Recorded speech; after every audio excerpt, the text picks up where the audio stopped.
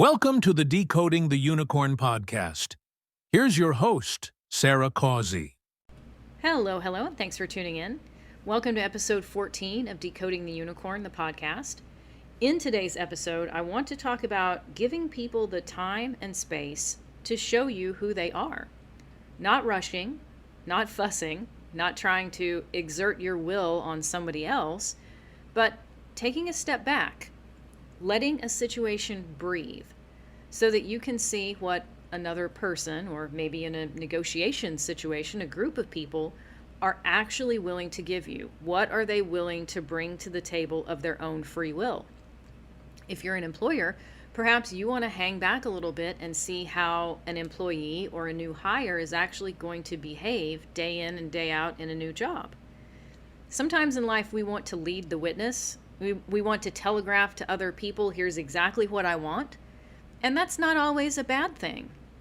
But sometimes it's more important to hang back a little bit, calm down, and see what the other person is capable of giving to you, and then make the decision for yourself, is this something that I can live with?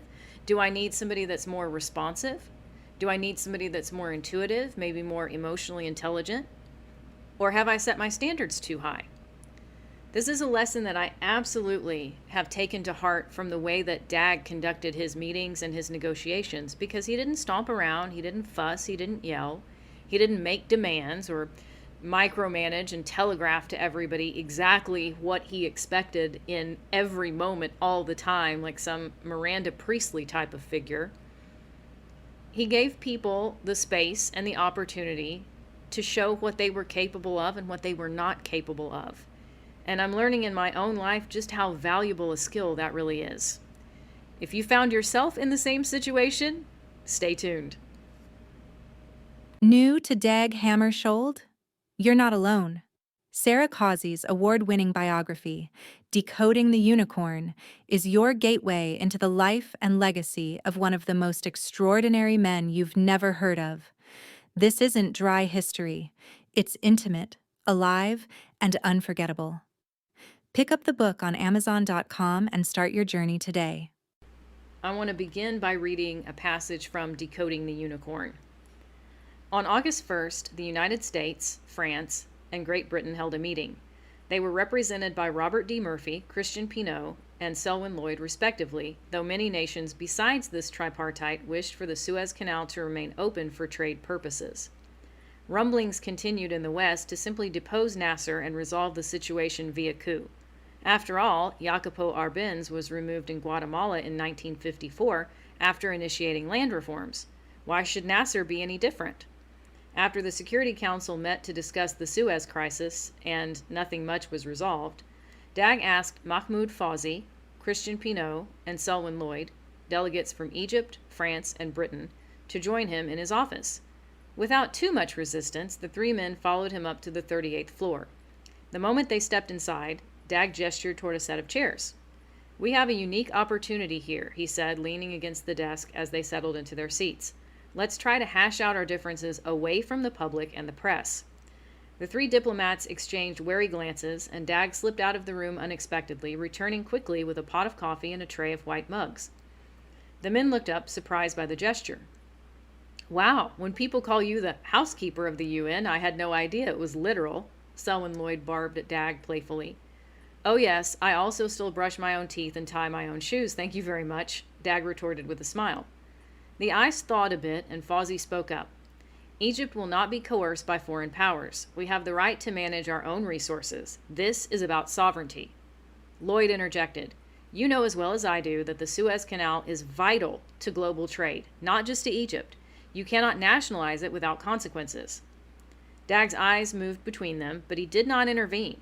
His role wasn't to steer the conversation, but to facilitate it. Instead, he picked up a notepad and unobtrusively wrote down their words. Christian Pineau pursed his lips, his frustration bubbling. "France stands with Britain. This isn't just about commerce. It's about ensuring stability in the region. A unilateral action like Nasser's can't be left unchallenged." Fawzi, bristling but restrained, shot back. "It's easy for you to speak of stability when it's your nations who've long benefited from controlling the canal. Egypt has the right to chart its own course." In his notes, Dag scribbled rights versus interests. He then asked the room, Egypt values its sovereignty and Britain and France value the canal's role in global trade. Is there a path that addresses both? The men eyed each other momentarily. Lloyd was the first to break the silence. If so, it won't be through Nasser's terms. Pinault nodded affirmatively, and for the first time Fawzi paused, considering his response carefully. Egypt won't bend, but we are willing to discuss alternatives. Dag nodded, marking a possible point of compromise in his notebook. Mr. Fawzi, Dag said gently, turning his attention to the Egyptian diplomat.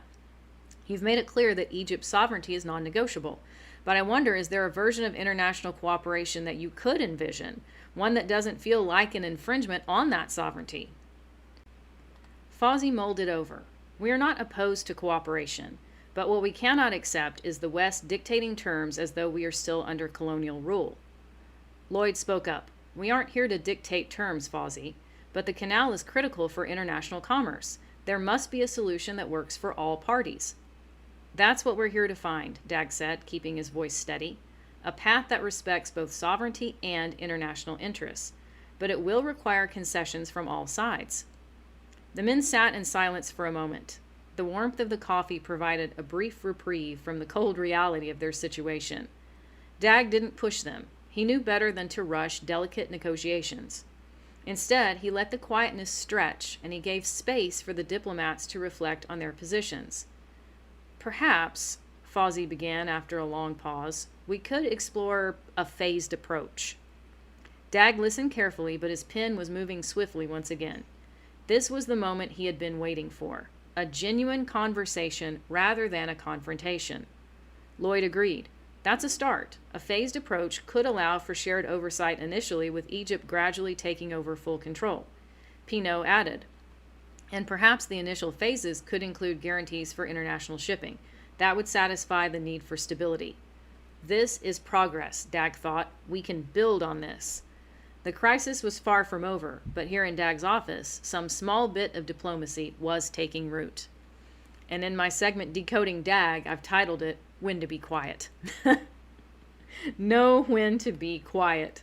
So often in life, we start wanting to talk over the other person, or we start listening to respond. We're not even fully comprehending and digesting what the other person is saying. We're not fully comprehending the point that they want to make. What is their side in all of this? We're just thinking about, I'm listening to you superficially, but really in my mind, I'm formulating my own response. Now, of course, in Dag's case, he was dealing with monumental world issues.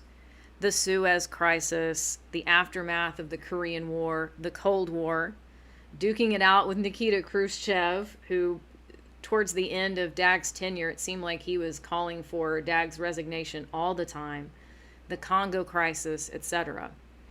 But even in our own lives, just day-to-day interactions with other people, it doesn't have to be about high-stakes diplomacy or world-shattering, world-altering events.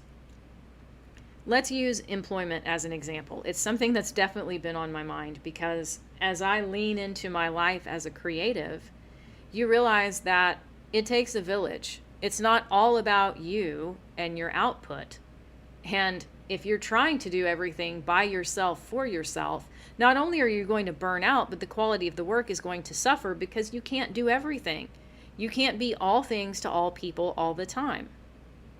There are plenty of individuals that are polymaths and Renaissance men or Renaissance women, but at the same time, even someone that's multifaceted, multi-talented can't do everything and may not want to do everything. You may want to hire somebody to do your bookkeeping. You may want to hire somebody to illustrate the books that you write, or vice versa. You may want to hire somebody that does watercolor artwork because you prefer to work in oils, but you really want something done as a watercolor. Now, you could learn to do that, and maybe you get really good at it after a while, but that doesn't mean you always want to do everything by yourself. Sometimes you want the help of another person. And also, it can get frustrating if you feel like that other person is not holding up their end of the bargain.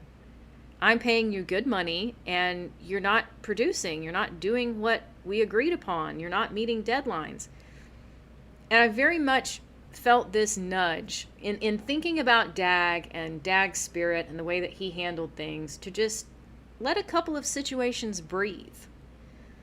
Step back, don't micromanage, and don't telegraph to the person. If you want this working relationship to last the test of time, you need to be more responsive.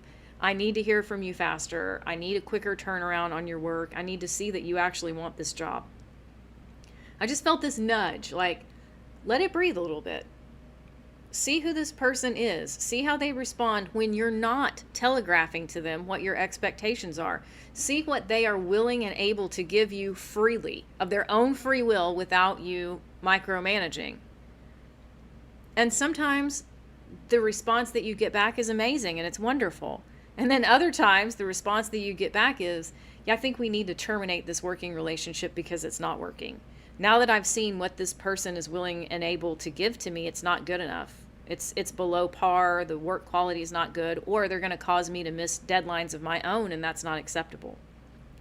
But it's about knowing when to be quiet, knowing when to be still, not to rush, not to come in like somebody operating a bulldozer or a wrecking ball, but just be silent, be quiet, be still. Give that other person the opportunity to show you who they are. And then you can formulate your ideas from there. I hope you enjoyed today's episode. I hope that it was helpful and encouraging for you. If you have not already liked, shared, and subscribed to this podcast, please do so. And I will see you next time. Thank you for tuning in. If you enjoyed this episode, please subscribe to this podcast and share it with others. We'll see you next time.